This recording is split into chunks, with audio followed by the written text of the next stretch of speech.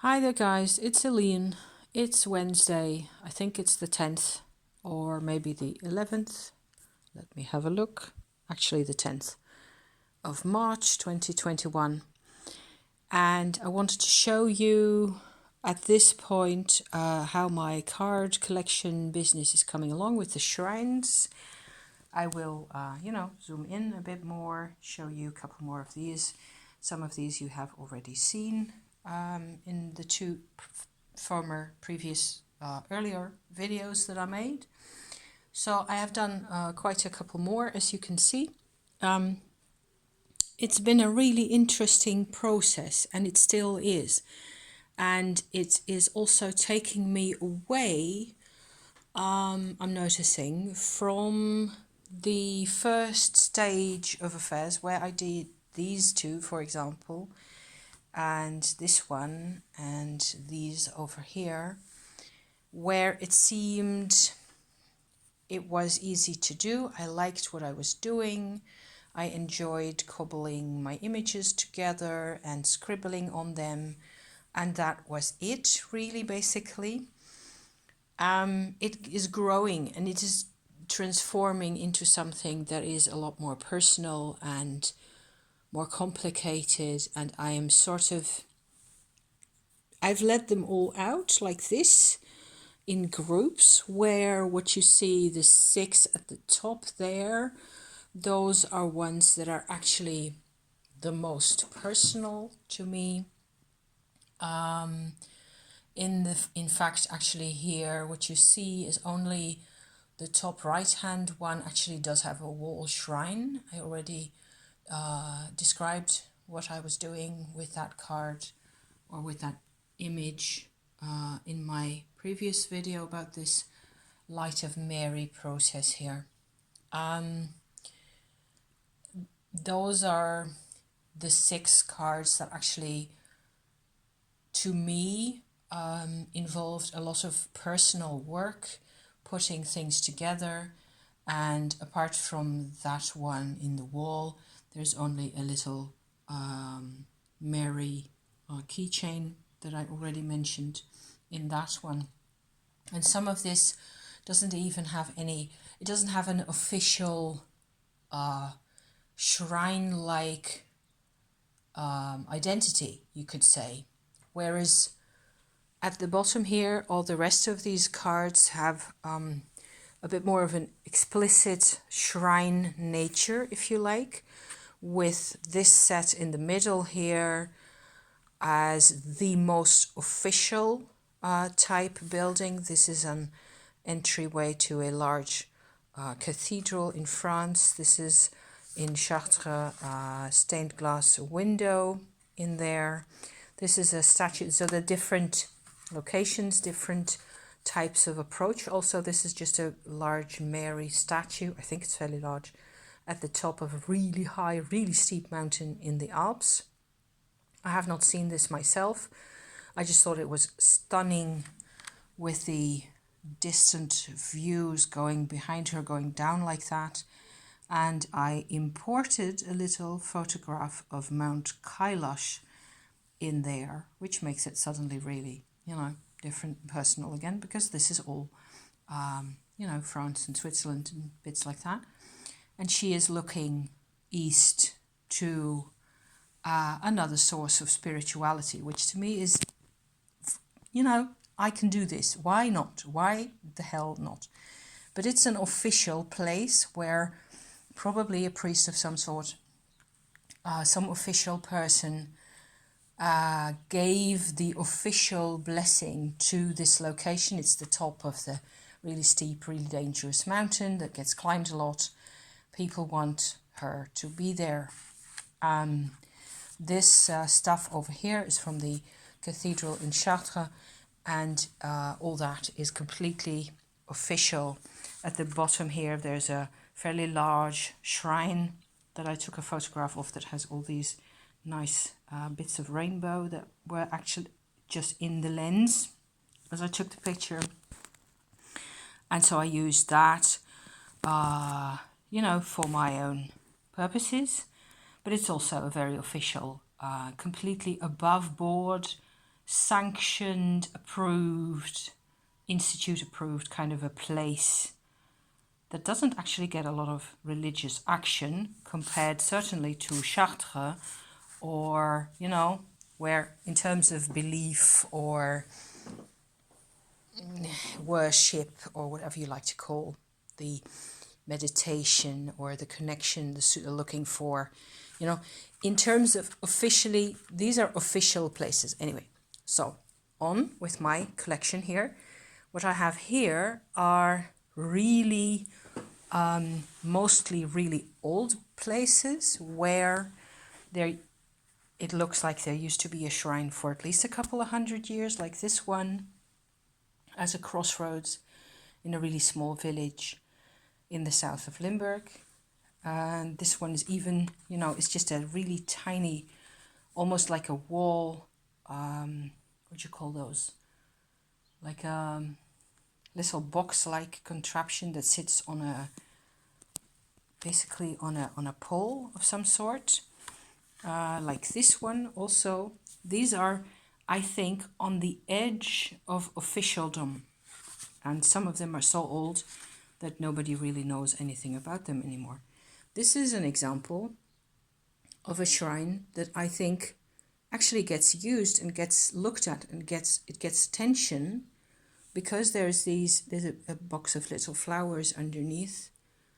But that's not an official one, I'm quite sure. So it doesn't have the stamp of approval, you know?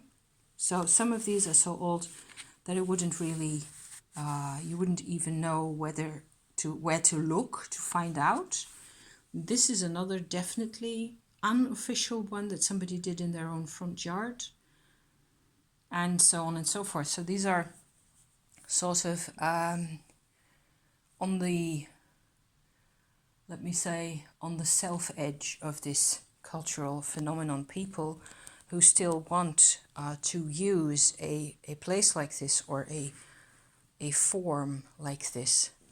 On this other side, I have a set that are actually sort of halfway in between, where I'm quite sure that some form of a blessing was received. The buildings, either the shrine is fixed onto a larger building and looks like it's really well kept and looked after, or it is, you know, quite obviously a special building of some sort. This one actually is in Macedonia, and it has a running stream that comes in at the bottom here that you don't see into this pool, like a well of really clean water. The water flows out again at the back, and behind are these icons of holy people. So that's if you like, a pagan old well that has been incorporated into the religion, and it survives really well like that. So there's all these historical bits and things. Lourdes shrine, another photograph of a shrine that I manipulated on the computer. I incorporate this sometimes. This is a, hope you can see that. It is actually a prehistoric fertility stone, that the image of which I have, that's a photo I've taken myself also. I've occasionally incorporated that because it has everything to do with motherhood and I suppose the capacity to carry and care for consciousness beyond our own self. So that's important to me in this whole. I'm trying to get the whole lot organized in a way, and I'm also not finished making images because I've got at least I don't know, a handful to about a dozen or so more photographs that I think I want to use. It has been a really rewarding job so far, and what with things getting more and more personal, I find it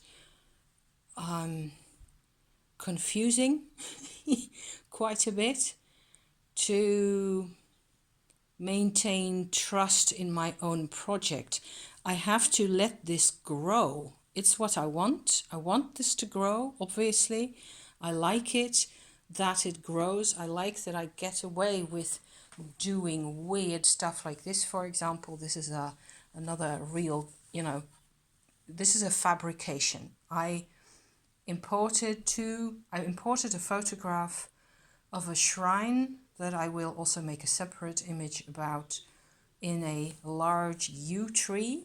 Over here is a big, huge ass yew tree that's big enough and hollow to contain an actual Mary shrine. If I zoom in real close, you can see that.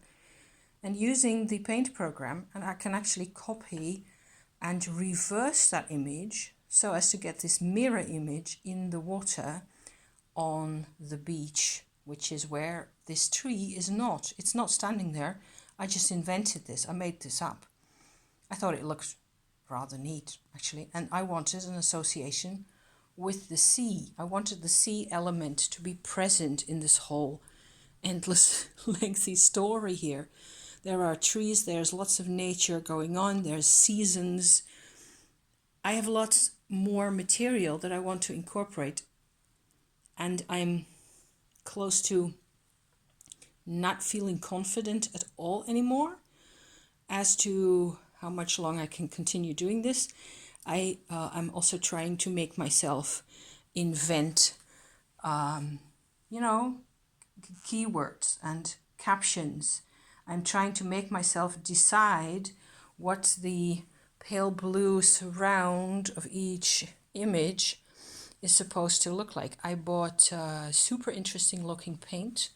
Let me show you. I've got a little test bit here where I've got blue inks, as you can see, and over the top of the blue inks, 3 types. 2 are actually pigments that I diluted and turned into ink that way, and the one most on the left here close to my thumb is a Winsor Newton blue ultramarine ink.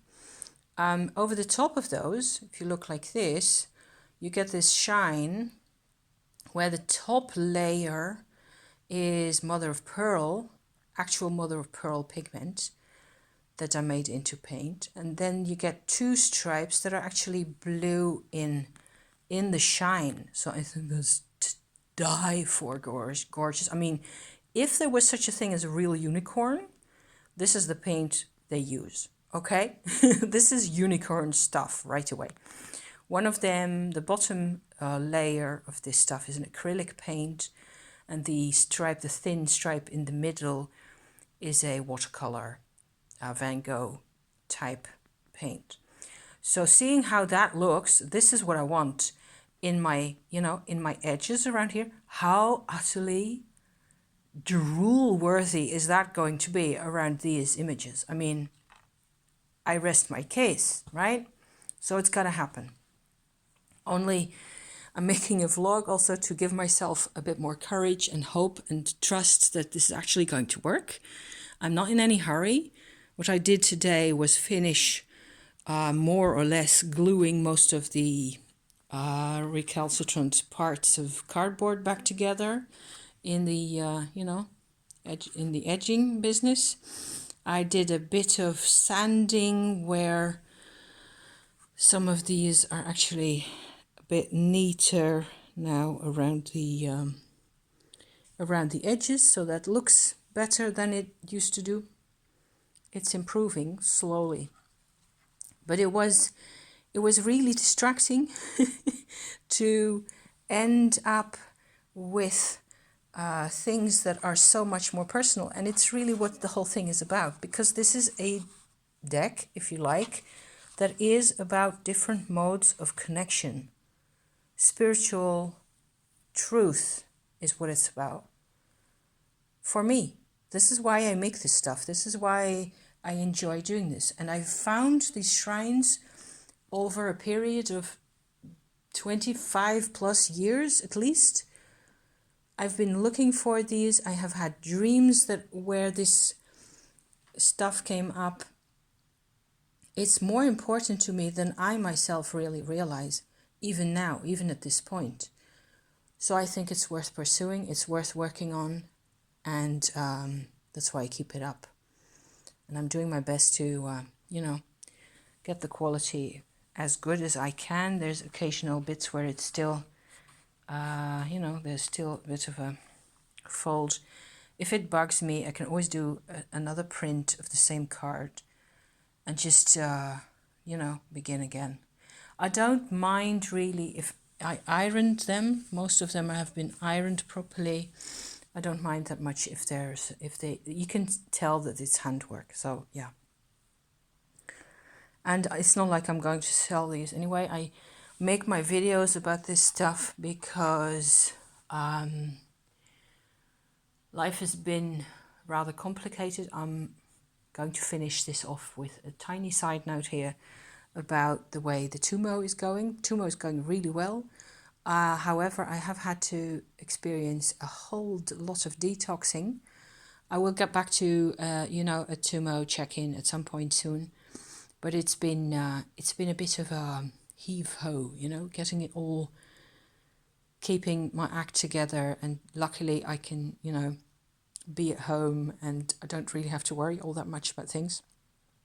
But still, it's been heavy-duty detoxing, and some of it is just unpleasant and painful for a while, and it's passing. But I can also tell that by now that it's really doing me good. But it's been a bit of a, yeah, bit of a job getting that done. So I hope this is worth looking at and listening to. Thank you for watching. I'm going to bundle it up now and maybe talk again to you soon. I'm kind of convinced that I'm really boring recently. What with just coming back about the same things. It's always about these cards or about the Tumo, either one of them. And I don't seem to have that much intel to share. I'm sure it'll all come back to us, you know, once we get proper springtime coming up. So here's to that. Thank you for watching, and see you in the next one. Okay, bye-bye for now.